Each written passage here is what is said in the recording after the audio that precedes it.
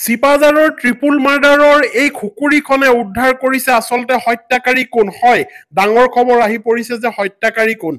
এই খুকুৰিখন যিখন খুকুৰি দেখা পাইছে এই খুকুৰিখনেই আচলতে হত্যা কৰা হৈছিল আৰু এই খুকুৰিখনে এতিয়া উদ্ধাৰ কৰি পেলাইছে হত্যাকাৰী কোন কাৰণ এই খুকুৰিখন ধৰা পৰিছে যিটো ঘৰ আছিল দীপক নাথৰ যিটো ঘৰ আছিল সেই ঘৰৰ ৩ নম্বৰ মহলত আৰু সেই ৩ নম্বৰ মহলৰ পৰাই এই খুকুৰিখন ধৰা পৰিছে চাওক মানুহে কেনেকৈ ভিৰ কৰিছে যেতিয়া ঘৰটোৰ ভিতৰত হত্যাকাণ্ডটো সংঘটিত হল আৰু এই ৩ নম্বৰ মহলৰ এই ঘৰটো দেখি থকা ঘৰটো ৩ নম্বৰ মহলত এই খুকুৰিখন ধৰা পৰিছে আৰু এই খুকুৰিখনৰ পৰাই এতিয়া উদ্ধাৰ হৈছে হত্যাকাৰী কোন কাৰণ আপোনালোকে গম পাই যে বুধবাৰৰ নিশাই এই ঘটনাটো সংঘটিত হৈছে বুলি অনুমান কৰিছে পুলিচ বিভাগে বা তদন্তকাৰী দলসমূহে আৰু CIDও অলৰেডি আহি পাইছেই এনকুৱাৰী কৰি আছে আৰু যিখিনি যাৱতীয় তথ্য পাতি বা সম্বল সেইখিনি তেওঁলোকে আহৰণ কৰিছে আৰু দাখন আৰু যিটো মোবাইল দীপক নাথৰ সেইটো হেৰাই আছিল মোবাইলটো উদ্ধাৰ কৰিছে সেই ৩ নম্বৰ মহলৰ পৰাই আৰু ঘৰৰ ভিতৰত এনেকৈ তন্নকৈ পুলিচে আচলতে তদন্ত কৰিছে কৰবাত কিবা ক্লু এৰি গৈছে নেকি হত্যাকাৰী কিন্তু এই দাখনে এতিয়া উদঙাই দিছে যে হত্যাকাৰী কোন হয় এই হত্যাকাৰী কোন হ'ব পাৰে আৰু এই দাখন এতিয়া তদন্তৰ কাৰণে আচলতে পুলিচে লৈ গৈছে CID দলে লৈ গৈছে আৰু এই দাখনৰ পৰাই এতিয়া সকলো কথাই স্পষ্ট হৈ পৰিছে কাৰণ আপোনালোকে গম পাই যে দীপক নাথ এজন মণ্ডল আছিল SDC অফিচত কৰ্মৰত অৱস্থাত আছিল তেখেতে প্ৰায় নিজৰ ঘৰৰ পৰা প্ৰায় 100 কিলোমিটাৰৰ ওপৰত গৈ তেওঁ ডিউটি কৰে আৰু ঘৰলৈ ঘূৰি আহে আৰু এই ঘটনাটো কেতিয়া সংঘটিত হৈছে ওচৰ চুবুৰীয়া ৰাইজে কিন্তু গম পোৱা নাই তেখেতৰ আত্মীয় ভাতৃয়ে আচলতে কিছু কথা কৈছে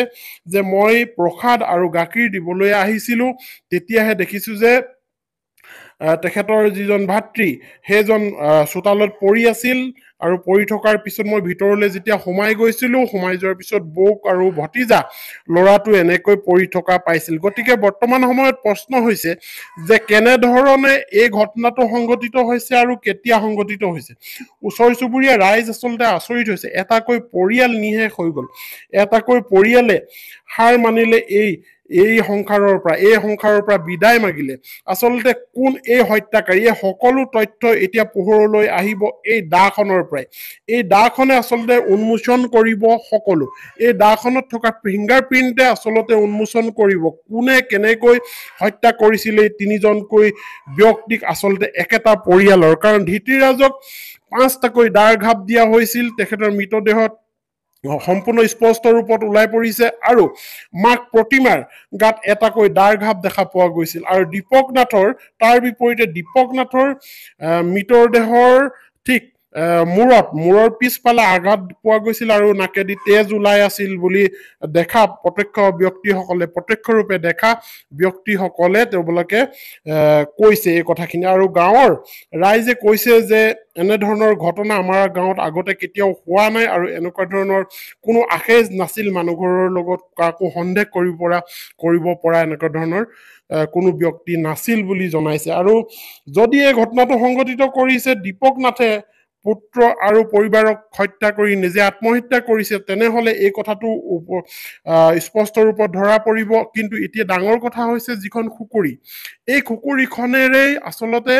ঘপিয়া হত্যা কৰা হৈছে বুলি সম্পূৰ্ণৰূপে সন্দেহ প্ৰকাশ কৰিছে আৰু ফৰেনচিক লেবৰেটৰীয়ে এতিয়া এই খুকুৰিখনৰ পৰাই আচলতে এই ঘটনাটো কোনে সংঘটিত কৰিছে এই খুকুৰিখনে আচলতে ধৰা পেলাব বুলি সকলোৱে আশা কৰি আছে আৰু বিশেষজ্ঞ দলে এনকুৱাৰী কৰি আছে ঠিক আছে দিয়ক আপোনালোকক যদি এনেকুৱা ধৰণৰ খবৰবোৰ খুব সোনকালে পোৱাটো বিচাৰে তেনেহলে আপোনালোকে চেনেলটো ছাবস্ক্ৰাইব কৰি ৰাখক